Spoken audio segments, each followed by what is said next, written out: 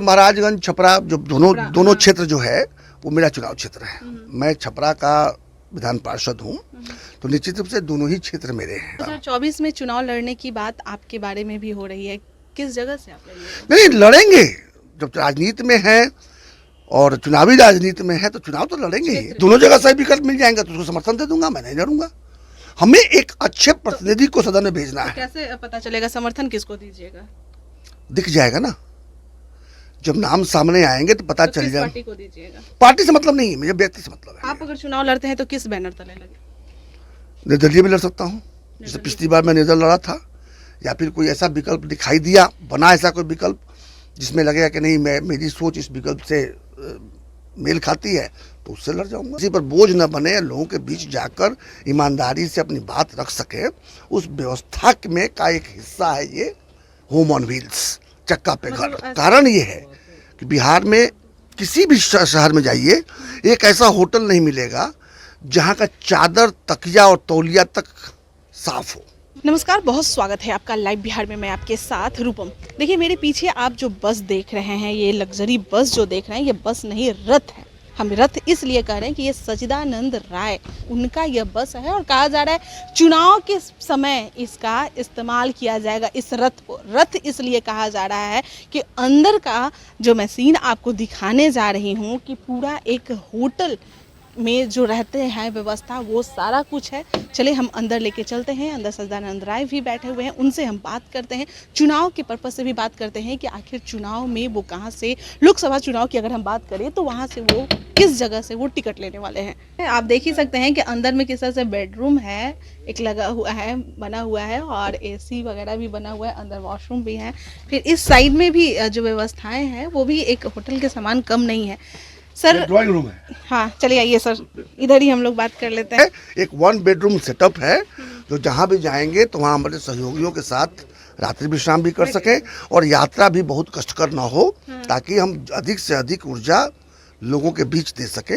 यात्रा में ऊर्जा का ह्रास ना हो जाए, इसलिए यात्रा को सुखद बनाने के लिए, रात्रि विश्राम को सुखद बनाने के लिए हमने घर की व्यवस्था की है।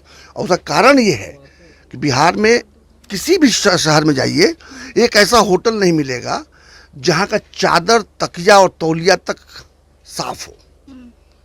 मैं भुक्तभोगी हूँ, सर्किट हाउस हो चाहे होटल हो, उसी को रिसाइकिल करते रहते हैं लोग। और आजकल बीमारियाँ किस तरह की फैल गई हैं, सिर्फ कोरोना ही नहीं है, इन्फ्लुएंजा है, तो पता नहीं क्या क्या, डेंगू वेंगू, आजकल तो हर रोज बीमारी फैल रही है। तो भाई अपने को तो बचा कर रखेंगे तब न जाकर सेवा कर पाएंगे।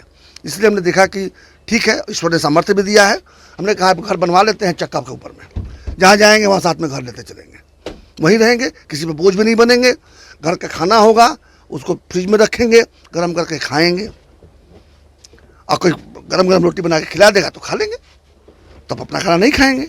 लेकिन हम सेल्फ सफिशिएंट हो, हम किसी पर बोझ न बने, लोगों के बीच जाकर ईमानदारी से अपनी बात रख सके, उस व्यवस्था में का एक हिस्सा है ये होम ऑन व्हील्स, चक्का पे घर। ऐसा माना जाए कि चुनाव के पर्पस से इसको तैयार किया गया। चुनाव तो होगा ही होगा। देखिए, चुनाव ही एक है जिसमें जनता को ताकत मिलती है।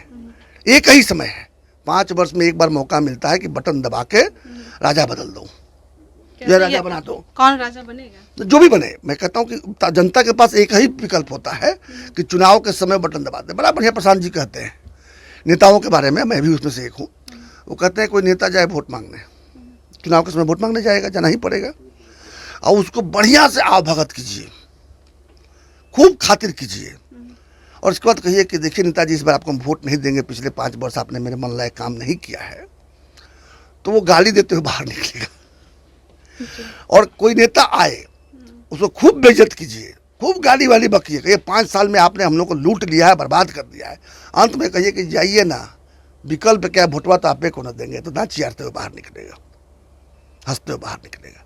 तो एक वही समय है जब जनता के पास शक्ति होती है कि नेता को रुलवा दे या नेता को हंसा दे। और एक बार जब वो चुन लेता है, इसके बाद 5 साल वही नेता जो है या तो जनता को रुलाता है या जनता को हंसाता है। 2024 में चुनाव लड़ने की बात आपके बारे में भी हो रही है, किस जगह से आप लड़ेंगे? नहीं, लड़ेंगे। जब राजनीति में है और चुनावी राजनीति में है तो चुनाव तो लड़ेंगे ही। कहाँ से लड़ेंगे, कैसे लड़ेंगे, कब लड़ेंगे, ये समय तय करेगा। पहले महाराजगंज की बात हो रही थी, अब देखिए महाराजगंज छपरा जो दोनों हाँ। क्षेत्र जो है वो मेरा चुनाव क्षेत्र है। मैं छपरा का विधान पार्षद हूँ, तो निश्चित रूप से दोनों ही क्षेत्र मेरे हैं। अब जहाँ मुझे लगेगा कि नहीं यहाँ के जो विकल्प हैं वो संतुष्ट नहीं कर रहे हैं, उसमें हम जब नामांकन शुरू होगा तब देखूंगा कहाँ से कौन खड़ा हो रहा है। अगर मुझे लगेगा किसी एक क्षेत्र में एक अच्छा विकल्प आ गया, किसी भी दल का हो, तो उसको छोड़ दूंगा। और जहाँ लगेगा कि विकल्प सही नहीं है वहाँ लड़ जाऊंगा। और दोनों जगह सही विकल्प मिल जाएंगे तो उसको समर्थन दे दूंगा, मैं नहीं लड़ूंगा। हमें एक अच्छे प्रतिनिधि को सदन में भेजना है। कैसे पता चलेगा समर्थन किसको दीजिएगा?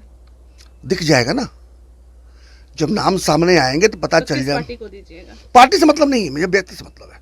व्यक्ति से मतलब? सही लोग होने चाहिए, सही लोग, सही सोच, सामूहिक प्रयास, यही हमारा जन स्वराज अभियान है।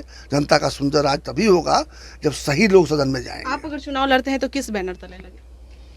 निर्दलीय भी लड़ सकता हूँ, जैसे पिछली बार मैं निर्दल लड़ा था, या फिर कोई ऐसा विकल्प दिखाई दिया, बना ऐसा कोई विकल्प जिसमें लगेगा कि नहीं मेरी सोच इस विकल्प से मेल खाती है, तो उससे लड़ जाऊंगा। सूत्रों से भी खबर आ रही है कि आरजेडी से आपकी बात हो? आरजेडी भाजपा कोई प्रश्न ही नहीं उठता। महागठबंधन या एनडीए, घमंडिया या इंडिया, या फिर उधर एनडीए, कोई प्रश्न ही नहीं उठता। क्योंकि अगर उनसे मेरा मेल खा रहा होता तो आज मैं निर्दलीय एमएलसी के रूप में आपसे बात नहीं कर रहा होता। तो ये तो दरवाजे बंद है हमेशा। मतलब ये फाइनल है कि मैं महाराजगंज और छपरा यही दोनों? महाराजगंज छपरा नहीं, मैं कह रहा हूँ मैं कहीं से भी लड़ सकता हूँ, होता कहीं से भी न लड़ूं।